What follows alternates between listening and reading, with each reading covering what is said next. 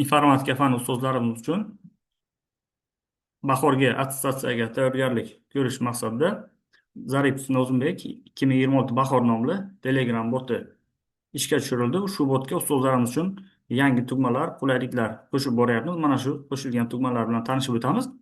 Birinchi bizda mana bu yerda yangi test muhitiga kirish degan tugma qo'shildi va buni bosgandan so'ng bizga qo'shimcha ilova ochiladi. Buni bosganda bizga parol so'raydi.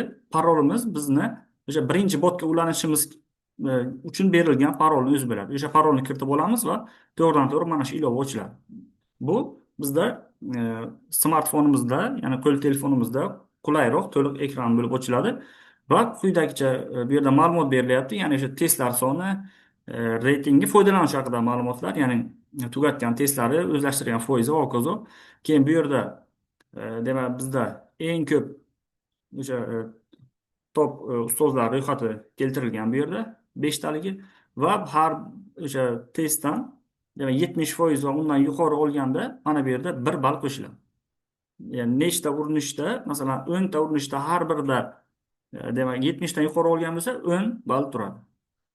Va bu yerda o'sha loyiha asoschilari haqida keyin YouTube kanalimizga o'tish ham mumkin. To'g'ridan to'g'ri bo'lsa, yoki Telegram kanalga yoki YouTube kanalga ham shu yerdan o'zi o'tish mumkin.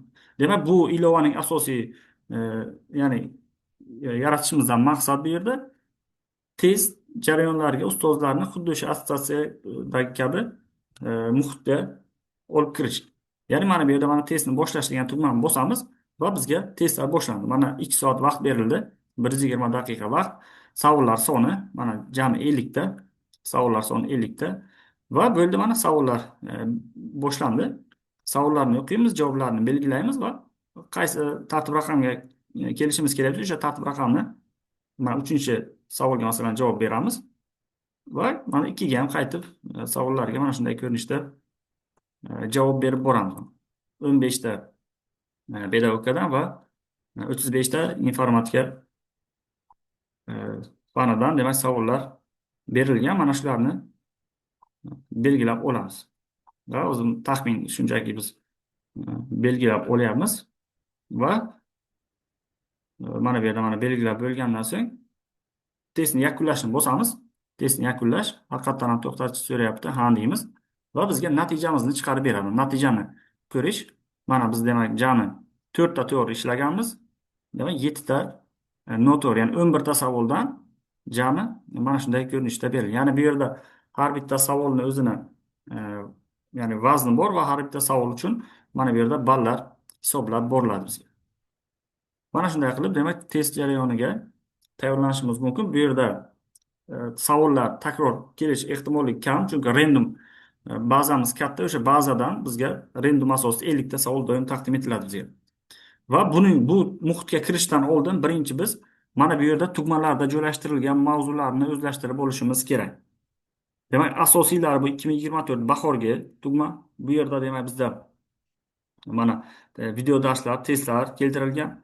Keyingisi o'qishimiz va ko'rib chiqishimiz to'liq kerak bo'lgan 2024 kuzgi mavzulashtirilgan. Mana bu yerda mana har bitta mavzuga bizda o'sha video dars va testlar keltirilgan. Bundan tashqari 2025 bahorgi tugmada mana bu yerda ham mavzulashtirilgan. Qo'shimcha video darslar bo'limida yana o'sha YG bazasidan savollar, video darslar keltirilgan bu yerga. Va bularni to'liq ko'rib chiqamiz. Va biz mana bu 2025 kuz degan tugmani yangi qo'shdik va shu tugmaga xuddi mana shu 2025 kabi bo'lgandagi kabi mavzulashtirilgan har bitta test va video darsi joylashtirib boriladi. Hozircha biz bitta mavzu joylashtirdik, faqat nazariyaga tegishli bo'lgan savollar keltirildi. 2025-yil 23-oktyabrda bo'lgan nazariy savollar mana keltirilgan va mana shuni savollarga javob berib mana o'shaning ostida video dars ham bizga chiqib kelaveradi va tanlab mana shunday ko'rinishda boryapmiz. Xato bo'lsa xatosini aytib video darsni bizga joylashtirib beradi. Mana to'g'ri bo'lsa demak to'g'ri, mana shunday ko'rinishda bajarib boramiz. Ya'ni bu yerda 2025 kuzda biz yana demak bu yerda 10 ga yaqin mavzulashtirilgan test va videolar har haftada qo'shib boriladi. Mana shularni ostida demak o'qituvchilar olimpiadasiga o'sha tushgan savollar video darsi va o'quvchilar bo'limida o'quvchilar olimpiadasida bo'lgan o'sha savollar videodars keltirilgan. Biz mana shu tugmalardagi to'liq savollarni o'rganib, videodarslarni o'zlashtirgandan so'ng mana bu test muhitiga kirib, o'sha testlardan bajarib natijamizni yanada mustahkamlashimiz mumkin.